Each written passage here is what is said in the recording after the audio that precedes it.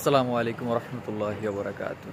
সমস্ত প্রশংসা আল্লাহ সুবহানাহু ওয়া তাআলার এবং অগণিত দুরূদ রাসূল সাল্লাল্লাহু আলাইহি ওয়াসাল্লামের উপর।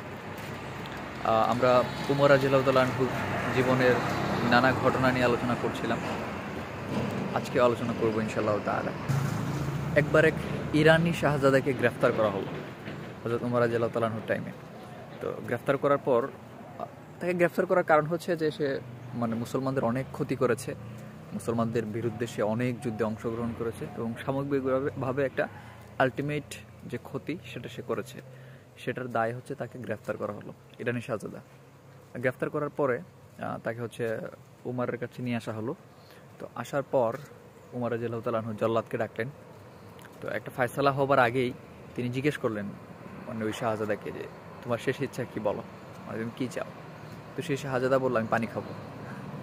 তো পানি খাবো বলার পর যে তার জন্য পানি আনা হলো। পানি আনার পর সে ভয়ে কাঁপছিল, পানি খেতে পারছিল না। তখন উমর রাদিয়াল্লাহু তাআলা জিজ্ঞেস করলেন যে তুমি পানি খাচ্ছ না কেন? তখন সে বলল যে আমি আসলে ভয়ে পানি খাচ্ছি না, কারণ যদি এর ভেতরে আমার গর্দান ফেলে দেয়। তখন উমর রাদিয়াল্লাহু তাআলা আনহু আশ্বস্ত করে বললেন যে তুমি পানি খাওয়ার আগে তোমাকে গর্দান ফেলে দেওয়া হবে না, এই নিশ্চয়তা তোমাকে দেওয়া হলো। তখন সে কৌশলে গ্লাসটা ফেলে দিল, ফেলে দিয়ে পানি খেলো না আর কি, ফেলে দিল। তো তখন সে বলছে যে যেহেতু আমিরুল মুমিনিন হযরত উমর রাদিয়াল্লাহু তাআলা আনহু বলছেন যে আমি পানি না খেলে সে আমাকে হত্যা করবে না, তো আমি আশা করতেই পারি যে তিনি তার ওয়াদার ব্যাপারে সচেতন, আমি পানি পান করলাম না, আমাকে সে হত্যা করবে না। এটা খুবই কমন একটা চাল, কাফেররা এটা প্রায়ই দিয়ে থাকে। আপনারা জানেন যে আরও আগেও এই চাল দেওয়া হয়েছিল, ঠিক আছে? সো এরকম আরও অনেকেই করছে। সো এটা খুবই কমন একটা চাল। তো উমর রাদিয়াল্লাহু তাআলা আনহু এমত অবস্থায় দেখলেন উনার বিবেক বলছে যে ওকে হত্যার আদেশ দাও। বিবেক বলছেন আর কি হত্যার আদেশ দেওয়ার জন্য, কারণ সে মুসলমানদের এত ক্ষতি করেছে, তারপরে মুসলমানদের বিরুদ্ধে এত যুদ্ধে সে অংশগ্রহণ করেছে। তো বিবেক তো বলছে যে তাকে ফাঁসির রায় দিয়ে দাও, কিন্তু তিনি কি করলেন? তিনি ওনার ওয়াদাকে রক্ষা করলেন এবং তিনি বললেন যে তুমি যথার্থই বলেছ, আমি যেহেতু ওয়াদা করেছি আমি আমার ওয়াদা রক্ষা করব, আমি তোমার ফাঁসির রায়কে কি করলাম যে চলমান করলাম বা আপাতত স্থগিত করলাম। তো এই বলার পরে সে চলে গেল। চলে যাওয়ার পর সবাই বলাবলি করছিল যে এই শাহজাদা তার কৌশলের কারণে শাহজাদা বেঁচে গেল। বাট বাস্তবতা কিন্তু ভিন্ন, বাস্তবতা একটু অন্য জায়গায় আছে। অন্য জায়গায় কীভাবে? শাহজাদা হযরত উমারকে বলল যে আমিরুল মুমিনিন, আমি যদি ওই টাইমে আমাকে হত্যা করার সময় আমি যদি শাহাদা বাক্য পাঠ করতাম, অর্থাৎ কালিমা যদি পড়তাম, তখন সবাই বলাবলি করতো যে শাহজাদা তখনকার সময় মৃত্যুর ভয়ে কালিমা পড়েছে। সো আমি সেটা চাইনি। কাজেই যে ধর্মে, যে সিস্টেমে, যে শরিয়ায় একজন মানুষ যে ওয়াদা করেছে সে ওয়াদাকে রক্ষা করাই গুরুত্বপূর্ণ বিষয় হয়। ওয়াদা রক্ষা করে ধর্মের জন্য আমি সেই ধর্মে দীক্ষিত হতে চাই, ঠিক আছে? তখন হযরত উমর রাদিয়াল্লাহু তাআলা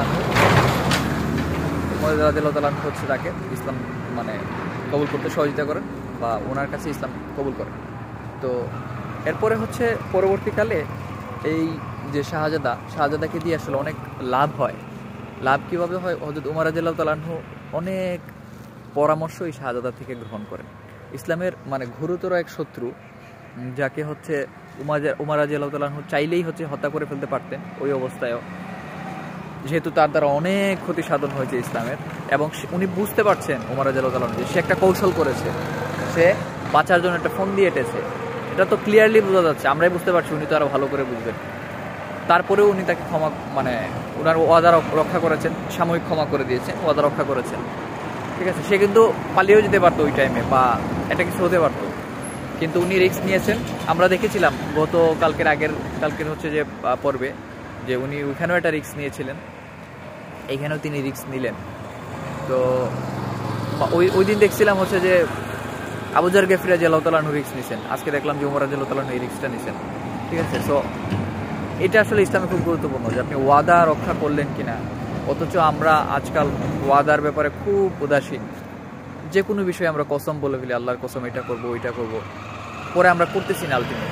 তো এটা অনেক বড় একটা পাপ এবং হচ্ছে এর ফলে আমাদের হচ্ছে কথার মূল্য থাকে না, কারো কাছেই থাকে না কথার মূল্য। আমি একটা কথা বললাম, বলার পর এটা রক্ষা করতে পারলাম তো এটার মর্যাদা কই থাকলো আমার। আর আমাদের সালাফদের শিক্ষাও তো এটা না। আমরা দেখতে পারলাম যে হযরত উমর রাদিয়াল্লাহু তাআলা আনহুর শিক্ষাই কিন্তু এটা না, তিনি আমাদেরকে ভিন্ন কিছু শিক্ষা দিয়েছেন। তো আমরা আজকে থেকে হচ্ছে ওয়াদা রক্ষার ব্যাপারে সচেতন হব এবং এতেই আমাদের মঙ্গল আছে।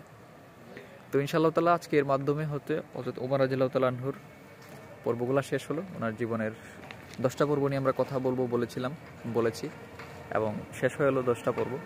আসলে ওনার লাইফটা এত বিস্তৃত, এত কাজ উনি করে গেছেন, এত খ্যাতমত ইসলামের জন্য করছেন। 10 পর্ব কিছুই না, ওনার জন্য যদি 100টা পর্ব করি আমার মনে হয় 100 দিন 100টা ঘটনা বললেও এটা কম হয়ে যাবে।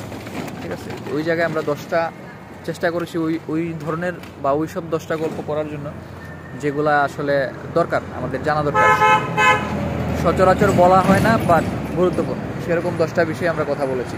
আবার যদি কোনো দিন সুযোগ হয় উমর রাদিয়াল্লাহু তাআলা আনহুর আরও কোনো ঘটনা বলার, আমরা আরেকটা সিরিজ করতে পারি ইনশাআল্লাহ তাআলা, যদি বেঁচে থাকি ইনশাআল্লাহ করব। আর এমনিতে তো অনেক ঘটনার ফাঁকে ফাঁকে উমর রাদিয়াল্লাহু তাআলা আনহুর কথা আসে, সো ওটা চলবে ইনশাআল্লাহ তাআলা। সবাই আমার জন্য দোয়া করবেন, আল্লাহ সুবহানাহু ওয়া তাআলা যেন আমাকে ক্ষমা করে দেন এবং সবচেয়ে ইম্পর্টেন্ট যেটা সেটা হচ্ছে ঈমান নিয়ে যেন মরতে পারি, এটা খুব বেশি ইম্পর্টেন্ট। সো এটাই আল্লাহর কাছে দোয়া এবং আপনারা দোয়া করবেন সেজন্য, আল্লাহ সুবহানাহু ওয়া তাআলা যেন আমাকে সুস্থ করেন এবং হচ্ছে মনে শান্তি দেন। সর্বোপরি হচ্ছে পাপ থেকে মুক্ত থাকার তৌফিক দান করেন, ক্ষমা করে দেন। ক্ষমাটাই আসল। আপনি মৃত্যুর সময় ক্ষমা পেয়ে গেলেন মানে কি, আল্লাহ আপনাকে ক্ষমা করে দিল মানে হচ্ছে আপনি জান্নাতের দিকে অগ্রসর হয়ে গেলেন, তাই না? মানে পাপই তো প্রধান বাধা, জান্নাতে যাওয়ার বাধা কি? পাপ না? পাপ না হলে তো কি মানে আপনার গুনাহ হবে না, তাই না? গুনাহ না হলে তো আপনি জান্নাতে চলেই যাবেন। যাই হোক, সবার জন্য দোয়া রইল। যারা মারা গেছে আল্লাহ সুবহানাহু ওয়া তাআলা সবার কবর আযাব মাফ করে দিক। সকল মুমিন মুসলমান ভাই বোনদেরকে আল্লাহ সুবহানাহু ওয়া তাআলা জান্নাতুল ফেরদৌস দান করুক। সবাই আমরা চেষ্টা করবো আল্লাহ সুবহানাহু ওয়া তাআলার যে রেড অ্যালার্ট দিয়েছেন যে ব্যাপারে, যে তোমরা যদি আসমান থেকে জমিন পরিমাণ পাপ করে আমার কাছে আসো কিন্তু শিরক না করো, তোমাদেরকে আমি চাইলে ক্ষমা করে দিতে পারি। সো ইনশাআল্লাহ তাআলা আমরা শিরক না করার চেষ্টা করব। আজকেই আমরা দেখব যে আমাদের ভিতরে শিরকের ছিটে ফোঁটা আছে কিনা, যদি থাকে আমরা ক্লিয়ার করে ফেলবো এবং তওবা করবো। ইনশাআল্লাহ তাআলা আল্লাহ মাফ করে দিবেন। কে কখন মারা যায় কোনো ঠিক নাই, হুট করে একদিন দেখবেন যে মারা যাচ্ছে, সো তখন কিন্তু আর সুযোগ নাই। ঠিক আছে, তো ইনশাআল্লাহ তাআলা কথা হবে আগামী পর্বে যদি বেঁচে থাকি। সবাই ভালো থাকুন, সুস্থ থাকুন। আসসালামু আলাইকুম।